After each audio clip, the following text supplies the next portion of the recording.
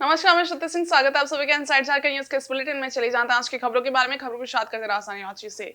Jharkhand state open university के दूसरे स्थापना दिवस पर रांची स्थित बिरसा एग्रीकल्चर यूनिवर्सिटी के कैंपस में एक भव्य समारोह का आयोजन किया गया। इसका उद्घाटन राज्यपाल संतोष कुमार गंगवार ने दीप प्रज्वलित करके किया। समारोह में राज्यपाल के साथ कई अन्य गणमान्य व्यक्ति भी मौजूद थे। अपने संबोधन में राज्यपाल ने विश्वविद्यालय की भूमिका पर प्रकाश डालते हुए कहा कि ये विश्वविद्यालय छात्रों के लिए आशा का केंद्र बन चुका है। मैंने यहाँ आकर काफी कुछ समझा है। झारखंड के विकास के लिए जो आवश्यकताएं हैं, ये विश्वविद्यालय उन छात्रों के लिए एक महत्वपूर्ण मंच है जो आगे बढ़ने की चाह रखते हैं।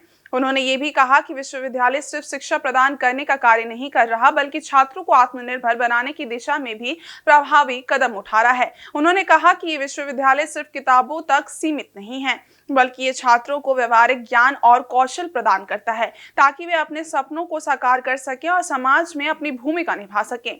समारोह में विश्वविद्यालय के विभिन्न शैक्षिक कार्यक्रमों, गतिविधियों और आगामी योजनाओं के बारे में भी जानकारी दी गई। राज्यपाल ने विद्यार्थियों से आह्वान किया कि वे इस विश्वविद्यालय का लाभ उठाएं और समाज के प्रति अपनी जिम्मेदारी निभाएं।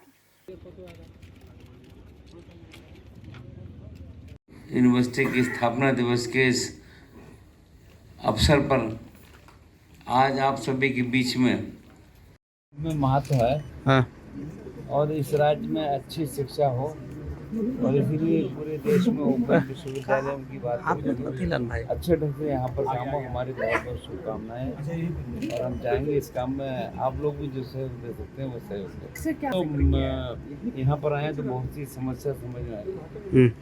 वैसे तो हम बहुत सारी बात नहीं बता सकते, पर अगर विश्वविद्यालयों में देखें तो हायर एजुकेशन में पूरे देश के मुकाबले में छात्रों की संख्या यहाँ पर कम है। 73वें गणतंत्र दिवस के आयोजन को लेकर राज्य भर में तैयारियां जोरों पर हैं। शुक्रवार को रांची के ऐतिहासिक मोराबादी मैदान में गणतंत्र दिवस के फुल ड्रेस रिहर्सल परेड आयोजित की गई, जिसमें 14 विभिन्न टुकड़ियों ने भाग लिया। अवसर पर जिले के उपायुक्त मंजुनाथ भजंत्री, एसएसपी चंदन सिन्हा और अन्य वरीय पदाधिकारियों ने तैयारियों का जायजा लिया। इस वर्ष मोराबादी मैदान में गणतंत्र दिवस पर भव्य कार्यक्रम आयोजित होने जा रहा है, जिसमें विभिन्न विभागों द्वारा आकर्षक झांकियां भी निकाली जाएंगी। उपायुक्त ने बताया कि 26 जनवरी को राजकीय गणतंत्र दिवस समारोह मोराबादी मैदान में आयोजित किया जाएगा, जहाँ राज्यपाल संतोष कुमार गंगवार 9 बजे झंडोत्तोलन करेंगे।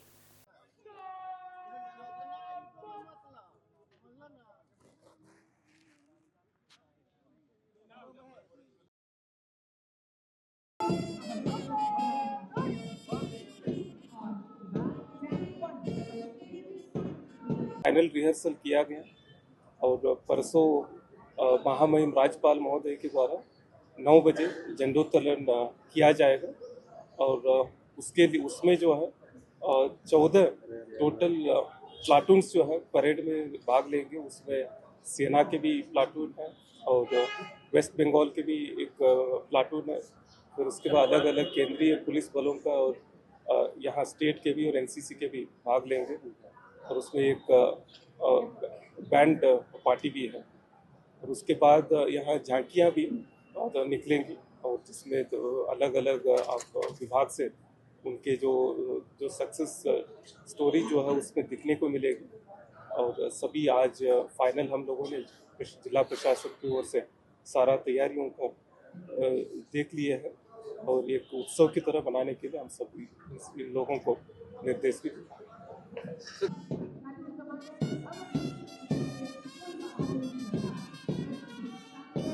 वहीं गणतंत्र दिवस के दिन राजधानी की सुरक्षा व्यवस्था और ट्रैफिक व्यवस्था के संबंध में एसएसपी ने बताया कि गणतंत्र दिवस को लेकर बेहतर व्यवस्था की गई है।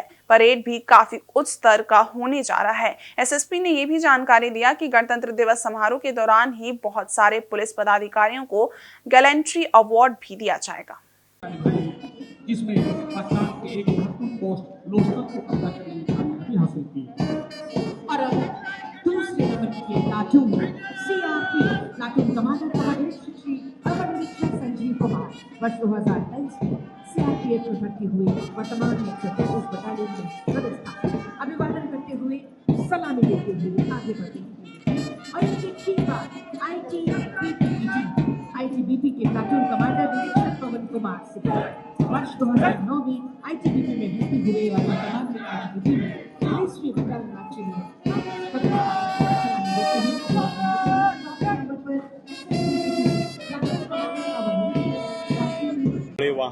दिवस इस क्षेत्र में वर्जित है और जो रियल टाइम है परेड जो है सुबह से जो है हम लोगों ने जो है इसमें व्हीकल पासेस दिए हैं कि कौन सा व्हीकल किस रूट से आएगा, उसके लिए जो है हम लोग एरो मार्कर्स भी लगाए हुए हैं और डिफरेंट कलर्स के पास दिए हुए हैं। तो ट्रैफिक का प्लान किया गया है। इसके अतिरिक्त जो है जो सिक्योरिटी के लिए है हम लोग एंटी सेबोटेज चेक पूरे ग्राउंड से लगातार कर रहे हैं और एक्सेस कंट्रोल की सारी व्यवस्था की गई है और जो सीटिंग अरेंजमेंट्स है उसके लिए भी प्रॉपर गाइडलाइंस दिए गए हैं, तो ताकि किसी को भी कोई असुविधा नहीं हो। जो परेड है वो काफ़ी अच्छी क्वालिटी का लोग दे रहे हैं। आर्मी के परेड कमांडर हैं और रांची पुलिस के सार्जेंट मेरा 2IC हैं और आर्मी, केंद्रीय पुलिस बल, वेस्ट बंगाल पुलिस बल, Jharkhand arm police, Ranchi police, home guards और NCC को मिलाकर कुल 14 प्लाटून और इसके अतिरिक्त जो है हमारा जो म्यूजिकल बैंड है, बैंड पार्टी है। तो सबों का बड़ा ही अच्छा प्रदर्शन है। हम लोग रिहर्सल से पूरी तरह से संतुष्ट हैं और हम लोग जो 26 तारीख को बहुत ही अच्छा सेरेमोनियल ड्रिल का प्रदर्शन होगा, ये मेरा विश्वास है। सर यहाँ पर कल राज्य स्तरीय राष्ट्रीय मतदाता दिवस समारोह का आयोजन 25 जनवरी को रांची के आर्यभट्ट सभागार में किया जाएगा। इसमें मुख्य अतिथि के रूप में राज्यपाल संतोष कुमार गंगवार उपस्थित रहेंगे। इसे लेकर मुख्य निर्वाचन पदाधिकारी के रवि कुमार ने कार्यक्रम स्थल का निरीक्षण किया और संबंधित अधिकारियों को आवश्यक दिशा निर्देश दिया। कार्यक्रम में लोकसभा और विधानसभा चुनावों के दौरान बेहतर प्रदर्शन करने वाले पदाधिकारियों और कर्मियों को राज्यपाल द्वारा सम्मानित किया जाएगा। इसके साथ ही अन्य जिलों के उपायुक्त पदाधिकारी और BLO भी इस आयोजन में भाग लेंगे। के रवि कुमार ने पदाधिकारियों को कार्यक्रम के सफल संचालन के लिए व्यवस्था को दुरुस्त रखने का निर्देश दिया। उन्होंने कहा कि कार्यक्रम में अन्य जिलों के उपायुक्त पदाधिकारी एवं BLO भी सम्मिलित होंगे। निर्वाचन में बेहतर प्रदर्शन के लिए उन्हें सम्मानित किया जाना है। उनके आने जाने एवं ठहरने की व्यवस्था को पूर्ण कर ली जाएगी। कार्यक्रम में कॉलेज एवं NSS के बच्चे, नए मतदाता, वृद्धि मतदाता एवं दिव्यांग मतदाता आदि भी सम्मिलित होंगे। उन सभी के लिए शुद्ध पेयजल, शौचालय एवं भोजन आदि की व्यवस्था का पदाधिकारी विशेष ध्यान रखें। 25 जनवरी को राष्ट्रीय मतदाता दिवस आर्यभट्ट सभागार में आयोजन किया जाएगी। उसमें माननीय राज्यपाल महोदय मुख्य अतिथि के रूप से रहेंगे। पिछले 2 चुनाव में उत्कृष्ट काम किया सभी पदाधिकारी का माननीय राज्यपाल महोदय द्वारा सम्मानित किया जाएगा। रांची में शिशु संरक्षण अधिनियम पर आयोजित 2 दिवसीय कार्यशाला का गुरुवार को समापन हो गया। कार्यशाला के दौरान और अंतिम दिन उन लोगों और संगठनों को सम्मानित किया गया जिन्होंने शिशु संरक्षण के उद्देश्य को बढ़ावा देने में महत्वपूर्ण भूमिका निभाई है। कार्यक्रम में मुख्य अतिथि के रूप में पंचायती राज मंत्री दीपिका पांडे सिंह, विशिष्ट अतिथि पद्मश्री बलबीर दत्त, ADGP अनिल पाल्टा और कई अन्य गणमान्य लोग उपस्थित थे। समारोह के दौरान नवजात और शिशुओं की सुरक्षा और उनकी देखभाल के क्षेत्र में उल्लेखनीय कार्य करने वाले लोगों और संस्थानों को पलोना संस्थान द्वारा सम्मानित किया गया। समारोह को संबोधित करते हुए पंचायती राज मंत्री दीपिका पांडे सिंह ने शिशु संरक्षण से जुड़े सभी लोगों को साधुवाद दिया। उन्होंने कहा कि बाल संरक्षण के क्षेत्र में निरंतर काम किया जा रहा है और राज्य सरकार से आग्रह किया जाएगा कि राज्य में सरेंडर और एडॉप्शन पॉलिसी को प्रभावी तरीके से लागू किया जाए ताकि नवजात बच्चों को बचाया जा सके। इस अवसर पर ADGP अनिल पाल्टा ने भी अपने विचार रखे और इस पहल को और प्रभावी बनाने के लिए अपने समर्थन का आश्वासन दिया। स्टूडेंट्स हो या हमारे प्रशासनिक पदाधिकारी भी तत्परता से इस मुहिम को आगे बढ़ा रहे हैं। जहाँ तक सरकार की बात है, कई सारे कानून हैं, कई सारी बॉडीज है, जैसे बाल संरक्षण के लोग यहाँ पे बैठे हैं, सदस्यगण बैठे हैं, पूरा डिपार्टमेंट है जो चाइल्ड प्रोटेक्शन पर काम करता है। लेकिन सेंसिटिवली कैसे इन्फेंट प्रोटेक्शन पर और सरकार काम करे, हम लोग अपनी तरफ से भी उसके प्रयास करेंगे।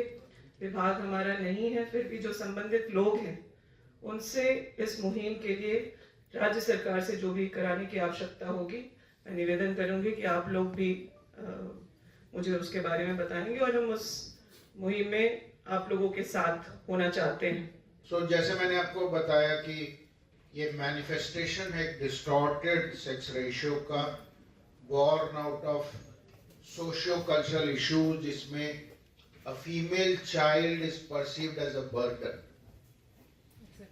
और इसके कारण ये हुआ हरियाणा में बहुत इंपोर्ट ऑफ ब्राइड्स हुआ। ये तो मैंने आंख से देखा, और वो lady she was so fearful of her social environment. इधर जमशेदपुर में सड़क दुर्घटनाओं को नियंत्रित करने के लिए जिला प्रशासन और rail India technical and economic services limited ने संयुक्त रूप से यातायात जागरूकता अभियान चलाया। यह अभियान जुगसलाई में चलाया गया, जिसमें ट्रैफिक पुलिस के साथ साथ कंपनी के पदाधिकारी भी उपस्थित थे। इस अभियान के दौरान वाहन चालकों को यातायात नियमों का पालन करने के लिए जागरूक किया गया। खासकर 2 पहिया वाहन चालकों को हेलमेट पहनने, लिमिट स्पीड में वाहन चलाने और नशे की हालत में वाहन न चलाने के लिए जागरूक किया गया। जुगसलाई ट्रैफिक थाना प्रभारी ने कहा कि सड़क पर दुर्घटनाओं को रोकने के लिए यह आवश्यक है कि वाहन चालक यातायात नियमों का पालन करें और सुरक्षित तरीके से यात्रा करें। उन्होंने ये भी कहा कि नियमों का उल्लंघन करने वालों को पहले समझाया गया, लेकिन यदि भविष्य में कोई फिर से पकड़ा गया तो उस पर कानूनी कार्रवाई की जाएगी। वर्तमान में अभी जो कुछ दुर्घटना हो रहा मोटरसाइकिल से, जिसका ड्राइविंग लाइसेंस नहीं है, हेलमेट नहीं है, वो सबको जागरूक करने के लिए हमारे सीनियर के द्वारा ये अभियान चलाया जा रहा है, जिसमें हमने जो भी जोड़ा या जो भी हेलमेट पहन के आया उनको हम लोग ने फूल माला दिया। कुछ ऐसे भी लोग मिले जो हेलमेट नहीं यूज़ कर रहा, ना उसके पास लाइसेंस है, वो लोगों को वार्निंग दे के छोड़ा गया और ये लगातार चलता रहेगा। इसमें डिस्को और अन्य लोग भी सहयोग कर रहे हैं। सब लोग मिल के हम लोग रूट सेफ्टी का काम कर रहे हैं। 36वां जो ये सड़क सुरक्षा सप्ताह हम लोग मना रहे हैं, तो राइट्स लिमिटेड जो कि एक भारत सरकार का उपक्रम है, इसकी तरफ से एक आयोजन हम लोगों को जागरूक करने के लिए इस जुगसलाई मंच पे किए थे। राइट्स लिमिटेड का जो है लोकोमोटिव चलता है टाटा स्टील के अंदर, तो टाटा स्टील के अंदर जमशेदपुर में राइट्स की जो विंग थी, उस विंग ने एक प्रोग्राम अभी हम लोग आयोजित किए, लोगों को जागरूक किया कि सड़क पे बिना हेलमेट के न निकलें, नशा करके जो है गाड़ी को न चलाएं, विदाउट सीट बेल्ट जो है रोड पे गाड़ी को चलाना खतरनाक हो सकता है हमारे जीवन के लिए। तो इस तरह के लोगों को जागरूक करने के लिए उनको रोक करके फूल दिया गया, उनको चॉकलेट वितरित किया गया जो लोग नियम पूर्वक चल रहे थे, और बाकी जो लोग फॉलो नहीं कर रहे थे उनको रोक करके हम लोग आग्रह किए कि आपके भविष्य के लिए, आपके परिवार के भविष्य के लिए, आपके जीवन के लिए ये चीज़ें उचित नहीं है, कृपया रूल को फॉलो करें। झारखंड सरकार के जल संसाधन मंत्री हफीजुल हसन ने घोषणा की है कि चांडिल डैम के निचले क्षेत्र से लेकर ऊपरी क्षेत्र तक के सभी विस्थापितों को मुआवजा दिया जाएगा। इस दिशा में मुआवजे की प्रक्रिया जल्द ही विभाग द्वारा शुरू की जाएगी। मंत्री हफीजुल हसन गुरुवार को जल संसाधन विभाग की समीक्षा बैठक में शामिल होने जमशेदपुर पहुंचे थे। बैठक के बाद वे सरायकेला जिले के कपाली नगर परिसर क्षेत्र के तमूलिया गए, जहां एक निजी कार्यक्रम में शिरकत के बाद उन्होंने पत्रकारों से बात की। मंत्री ने इस अवसर पर बताया कि स्वर्ण रेखा बहुउद्देशीय परियोजना के तहत निर्मित चांडिल डैम से प्रभावित सभी 116 गाँव के विस्थापितों को मुआवजा मिलेगा। उन्होंने ये भी स्पष्ट किया कि पहले चांडिल डैम के ऊपरी क्षेत्र के विस्थापितों को मुआवजा मिल रहा था, जबकि निचले क्षेत्र के विस्थापित इससे वंचित थे। अब मंत्री ने विभागीय अधिकारियों को आदेश दिया है कि वे निचले से लेकर ऊपरी क्षेत्र तक के सभी विस्थापितों की पहचान कर उन्हें मुआवजा प्रदान करें। ठीक है।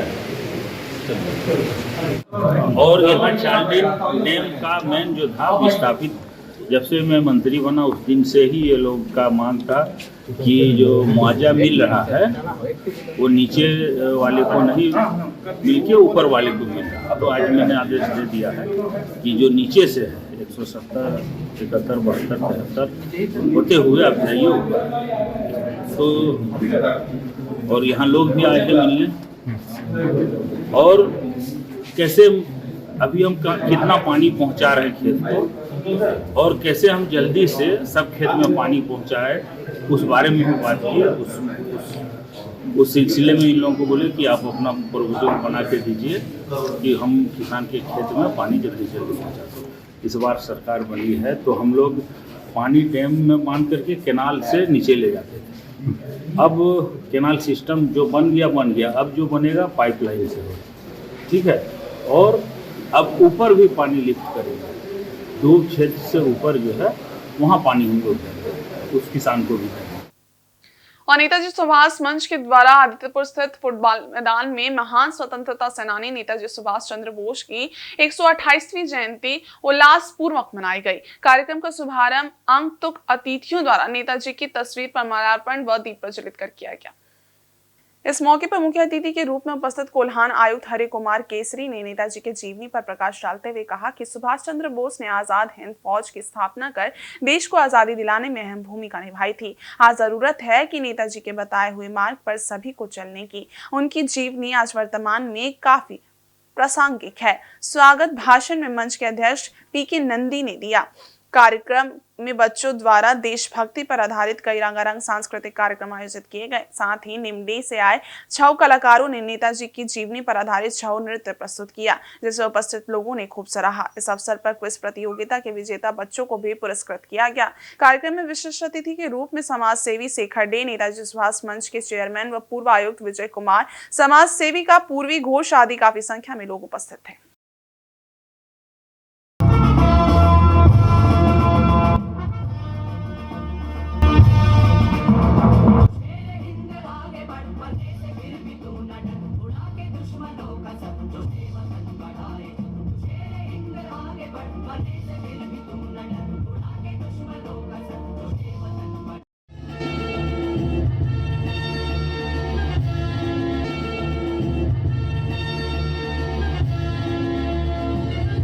आज सुभाष चंद्र बोस जी का जयंती का आज 128वां जयंती कार्यक्रम है।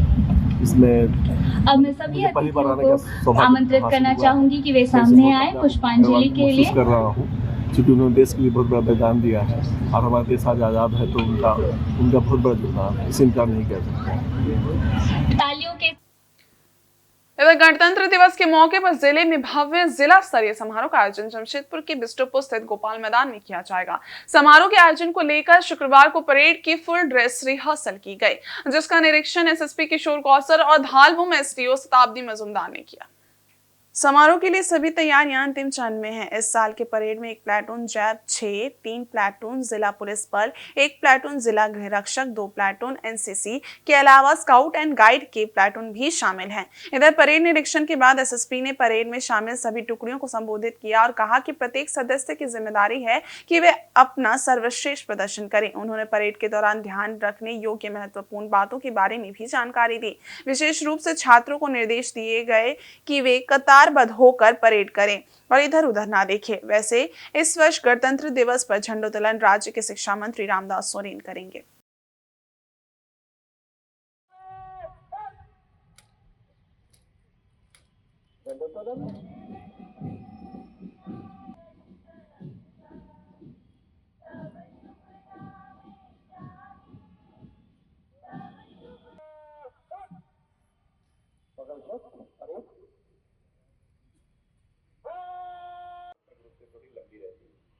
क्योंकि इसमें मार्चपास्ट भी है, झांकियाँ भी हैं, तो तुलनात्मक रूप से लंबे समय तक उम्मीद की जाती है कि आप सही सलामत खड़े रहेंगे।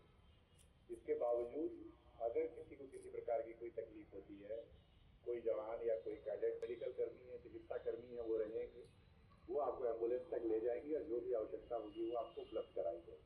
परेड को लेकर के आज फुल ड्रेस कह सकते हैं रिहर्सल किया गया है, जिसमें सारी प्लाटून्स जो हमारी शामिल हो रही हैं वो जैप की प्लाटून है, जिला बल की प्लाटून है, होमगार्ड की प्लाटून है और एनसीसी की 2 प्लाटून है, स्काउट एंड गार्ड की प्लाटून्स हैं। इन सभी के द्वारा इसमें शिरकत की गई और काफ़ी अच्छे तरीके से परेड की रिहर्सल की गई। जो थोड़ी बहुत कमियां हैं उनको दूर करने के लिए अभी आज का समय है, उसको भी दूर कर करके और बेहतर परेड करने का निर्देश भी दिया गया है। साथ ही साथ 26 जनवरी एक बहुत बड़ा आयोजन है गणतंत्र दिवस, इसको लेकर के सुरक्षा के लिए पर्याप्त इंतजाम किए गए हैं और उस दिन के लिए विशेष तौर पर फोर्सेस एंड मजिस्ट्रेट्स वगैरह की डिप्लॉयमेंट भी की जा रही है। इसके अलावा लगातार पिछले 2-3 दिनों से गणतंत्र दिवस तक सुरक्षा को ध्यान में रखते हुए कंटिन्यूअस जितने भी अपने होटल्स हैं, लॉजेज हैं और बाकी जो भी जगह हैं उन सभी जगहों पर चेकिंग अभियान भी चलाया जा रहा है, एंटी क्राइम चेकिंग भी लगातार की जा रही है। तो एक अच्छे तरीके से, भव्य तरीके से गणतंत्र दिवस का पूरा आयोजन संपन्न हो, परेड और छुट्टी संपन्न हो, इसके लिए प्रशासन और पुलिस प्रयास है। वहीं सरायकेला जिले के गमरिया प्रखंड स्थित वाणी विद्या मंदिर स्कूल में जारी विवाद की जांच के लिए प्रखंड शिक्षा प्रसार पदाधिकारी शुक्रवार को स्कूल पहुंचे। उन्होंने दोनों पक्षों की बात सुनी और उनसे अपने अपने दावों के समर्थन में साक्ष्य प्रस्तुत करने का निर्देश दिया। बीईओ नवल कुमार ने बताया कि वाणी विद्या मंदिर स्कूल के विवाद और शिकायतों को लेकर जिला शिक्षा पदाधिकारी द्वारा जांच समिति का गठन किया गया है। जांच के तहत कुछ आवश्यक दस्तावेज मांगे गए हैं। हालांकि इन दस्तावेजों की अनुपलब्धता के कारण जांच प्रक्रिया को पूरा नहीं किया जा सका। उन्होंने कहा कि जांच के दौरान दोनों पक्षों से संबंधित अभिलेख और साक्ष्य प्रस्तुत करने के लिए कहा गया है। दस्तावेज मिलने के बाद ही मामले की सही स्थिति स्पष्ट हो जाएगी। गौरतलब है कि वाणी विद्या मंदिर स्कूल में प्रबंधन और प्रशासन से जुड़ा विवाद पिछले कुछ दिनों से चर्चा का विषय बना हुआ है। इसे देखते हुए जिला शिक्षा विभाग द्वारा मामले की गहन जांच के निर्देश दिए गए हैं ताकि समस्या का समाधान किया जा सके। वाणी विद्या मंदिर का कुछ विवाद और कंप्लेन था, उसके लिए जिला शिक्षा पदाधिकारी के द्वारा जांच समिति गठित की गई। उसके आलोक में हम लोग यहाँ जांच करने आए, क्या मामला है। उस जांच में कुछ आवश्यक अभिलेख की मांग की गई है, जिसके कारण जांच आज पूरा नहीं। इधर महिला हॉकी इंडियन लीग में दिल्ली एमजी पाइपर्स और उड़ीसा वॉरियर्स के बीच खेला गया मैच बेहद रोमांचक रहा। निर्धारित समय तक दोनों टीमों के बीच बराबरी का मुकाबला होने के बाद मैच का फैसला पेनल्टी शॉटआउट से हुआ। इसमें दिल्ली एसजी पाइपर की टीम विजेता बनी। मैच अवधि में दोनों ही टीमों ने एक एक गोल किया। दिल्ली की ओर से नवनीत कौर ने मैच के 28वें मिनट में गोल कर टीम को बढ़त दिला दी, लेकिन उड़ीसा वॉरियर्स की एबी जेनसन ने 35वें मिनट में गोल कर टीम को बराबरी पर ला दिया। इसके बाद दोनों टीमों ने गोल करने के कई प्रयास किए पर सफलता नहीं मिली। बाद में मैच का फैसला पेनल्टी शॉटआउट से हुआ। इसमें दिल्ली एसजी पाइपर की टीम ने 3-2 के अंतर से मैच में जीत दर्ज की। दिल्ली की कप्तान नवनीत कौर को प्लेयर ऑफ द मैच का पुरस्कार दिया गया। नवनीत ने कहा कि आज उनका आखिरी मैच था। वे सभी बस इतना ही सोचकर आई थी कि अच्छा खेलना है। जी हाँ जी, स्टार्ट से लेकर अभी तक काफ़ी चीज़ें हमारे प्लेयरों ने सीखी हैं। जो कमियां थी हमारी गेम में, जो प्लेयरों को सीखना चाहिए नेशनल टीम के लिए भी, तो आई थिंक हमारी टीम ने मैच बाय मैच सब चीज़ें सीखी हैं और उस चीज़ का आगे हमें बेनिफिट होगा। 2 मैच हम शूट आउट में जीते हैं, आज थोड़ा अनफॉर्चुनेटली हार गया है, बट ओवरऑल मैच बहुत अच्छा लगा है। स्टार्टिंग में थोड़ी एनर्जी कम थी, बट उसके बाद धीरे धीरे एक दूसरे को मोटिवेट किया, कम ऑन किया, तो वो एनर्जी वापस आई। उनके ऊपर हमने प्रेशर भी डाला, काफ़ी चांस भी मिले, बट वही है कि हम उसको कन्वर्ट नहीं कर पाए। पीसी भी मिला, पीसी में गोल किया, और यही रहेगा कि नेक्स्ट मैच में जो हमने डी में थोड़ा हरी करते हैं कई बार जल्दी तो उसको हम थोड़ा काम रह के करें तो और पीसी बना सकते हैं। जमशेदपुर के सिद्धगोड़ा थाना के समक्ष गुरुदेव किशोर फाउंडेशन की ओर से सुभाष चंद्र बोस की जयंती पर एक शाम किशोर के नाम कार्यक्रम का आयोजन किया गया। इसमें कलाकारों ने एक से बढ़कर एक प्रस्तुति दी।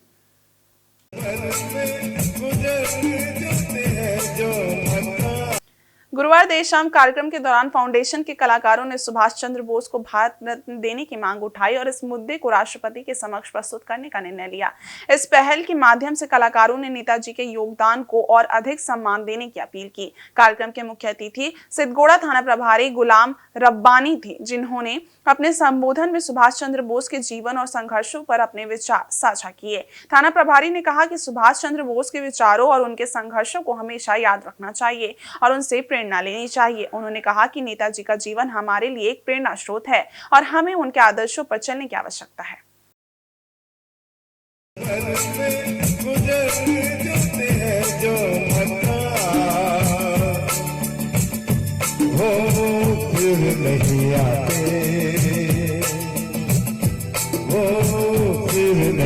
की जानिब से ये प्रोग्राम में उपस्थित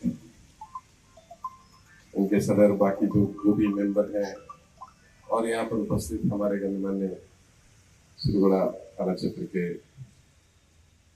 हम जो भी महानुभाव हैं, हमारे दोस्त या हमारी जो बहनें हैं उपस्थित, ये पिछले मुझको पता नहीं है कब से आप लोग कर रहे हैं। फर्स्ट नहीं 3 साल से। अच्छा 3 साल से कर रहे हैं। 2013 से कर रहे हैं।